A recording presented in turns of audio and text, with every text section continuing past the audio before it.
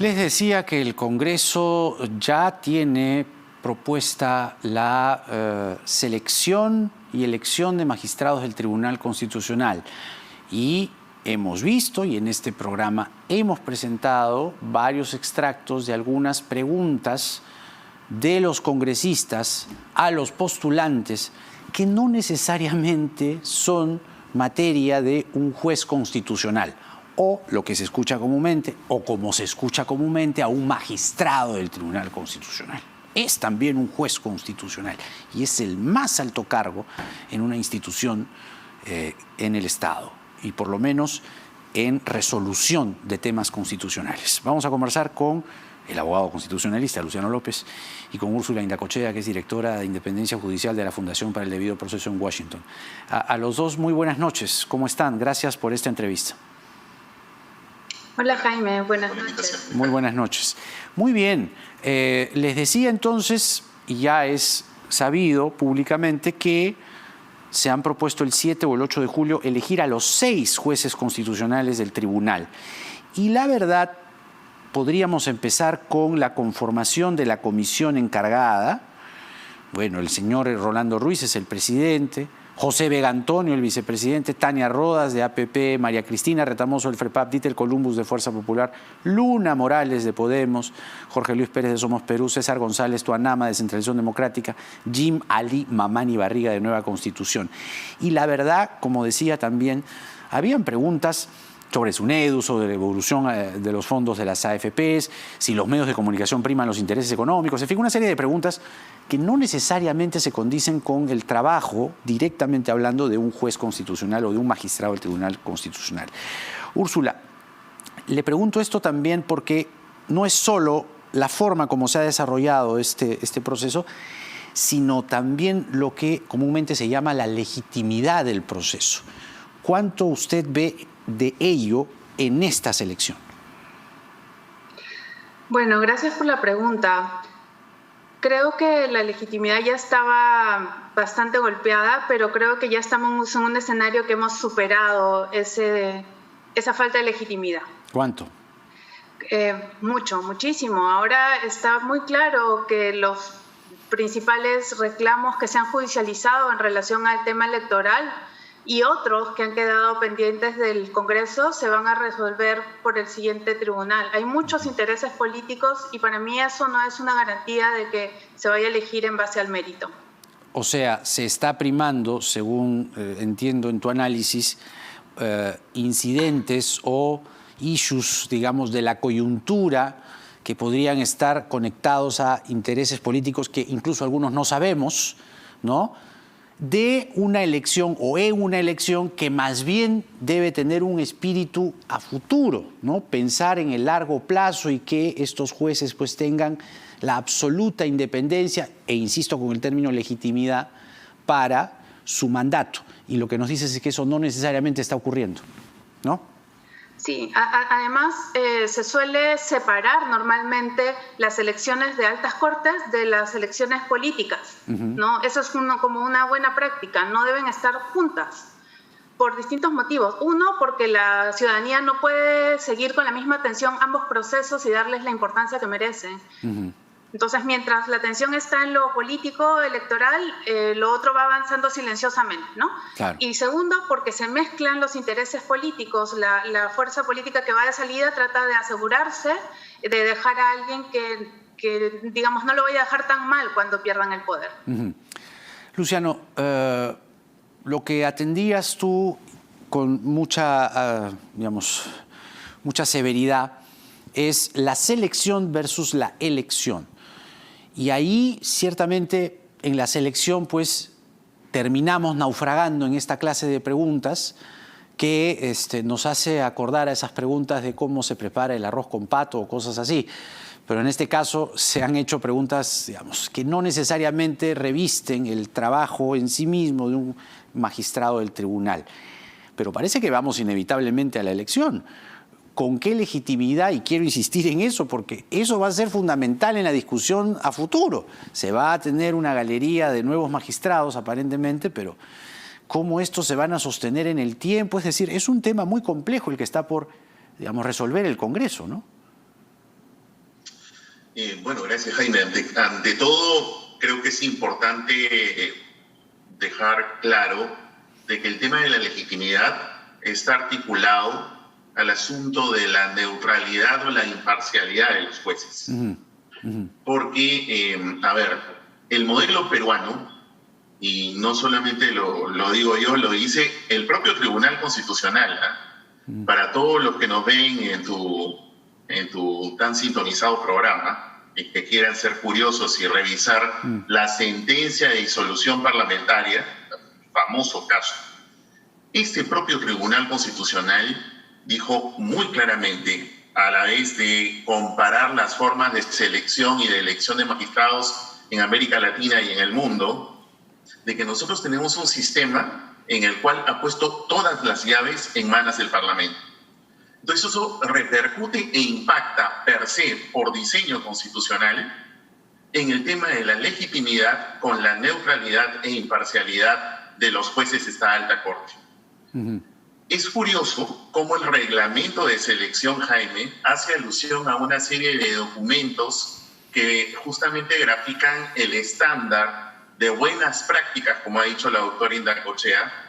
Y uno de esos documentos, por ejemplo, que es del Consejo de Derechos Humanos, un documento de marzo del 2009, justamente señala lo riesgosa que es la participación del Poder Legislativo en el nombramiento de funcionarios judiciales.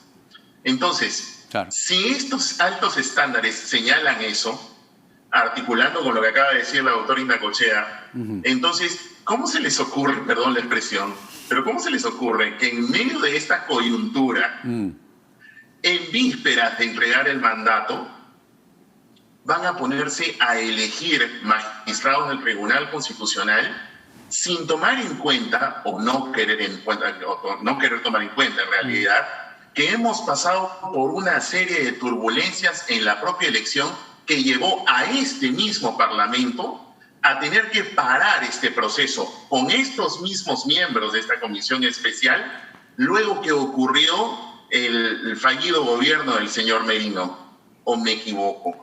¿O ellos mismos no declararon ante la opinión pública que no era el momento de elegir y que juraron y prometieron que mejor iban a parar este asunto? Sí, sí, lo recuerdo muy bien. El señor Rolando Ruiz, que es el presidente de la comisión, dijo aquí que ya se terminaba todo, que no, la legitimidad y todo lo demás, ya no hay tiempo, vienen las elecciones y se acabó.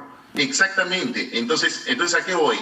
Si justamente estos mismos estándares internacionales, citados por el propio reglamento de selección, establecen de que esta fórmula constitucional, no solamente peruana, hay algunos otros países que tienen estas fórmulas un tanto riesgosas del poder político metido en la selección de magistrados, entonces con mayor razón es que ellos debían tomar en cuenta esta coyuntura para no tener que arriesgarse y en realidad ponernos en riesgo a nosotros, los ciudadanos, de poder contar con magistrados del Tribunal Constitucional, un órgano tan importante que a su vez ha impactado directamente en la neutralidad. Ahora, Úrsula, le quiero hacer una pregunta, digamos, a bocajarro para que nuestro público pueda tener una idea sencilla y directa, ¿no? En estas condiciones, tal y como se está desarrollando este proceso, y que lo anuncian por todo lo alto, va a tener un desenlace el 7 de julio, ¿cuáles son los riesgos de elegir a magistrados del Tribunal Constitucional así? Los riesgos son perder ese organismo como un organismo de control. Ese es un riesgo alto, ¿no? Le estamos entregando a un controlado, un controlado, la llave, la potestad de elegir a su controlador, y además es un controlado totalmente descontrolado, porque pues está adoptando medidas, tratando de imponer reformas constitucionales, digamos, partiendo legislaturas, interpretando figuras como la cuestión de confianza, usando figuras, digamos, que son, digamos, cuestionables desde el punto de vista constitucional y que en una normalidad un tribunal constitucional, digamos, razonable, las podría anular, pero un tribunal constitucional cooptado políticamente las va a dejar pasar y vamos a tener esas normas sobreviviendo en nuestro sistema por mucho tiempo. Eso es un grave peligro. Ahora, Luciano, completando el bosque, digamos, ¿no? Tenemos esta elección del 7 de julio de magistrados del Tribunal Constitucional, pero no hay que dejar pasar tampoco la censura que se va a discutir mañana de la presidenta del Congreso. La mesa directiva se va a descabezar, aparentemente es lo que se anuncia, si la censura prospera, a la mesa directiva del Congreso. Y, digamos, de añadido o por añadidura también está ahora una censura a la presidenta del Consejo de Ministros. Es decir, si juntamos estos hechos que ocurren en un mismo Parlamento, elegir magistrados del TC, descabezar a la mesa directiva y, como digo, de taquito, a la presidenta del Consejo de Ministros, ¿tú ves todo envuelto en una sola sintonía, en un solo pentagrama? Bueno, en política nada es casualidad, ¿no?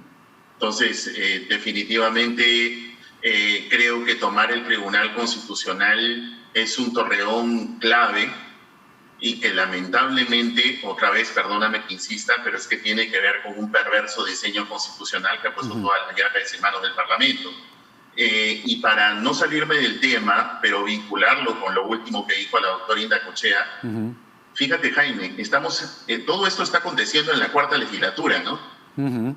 Y la cuarta legislatura tiene justamente una demanda de inconstitucionalidad, 3, que tengo el honor de patrocinar, de 3 colegios de abogados, el Colegio de Abogados del Ayacucho, Lambayeque y del Santa, que están en el Tribunal Constitucional y que invalidaría cualquier cosa que se apruebe en la cuarta legislatura, incluyendo la elección de magistrados. Entonces, ¿los magistrados que elijan son los que van a resolver esto?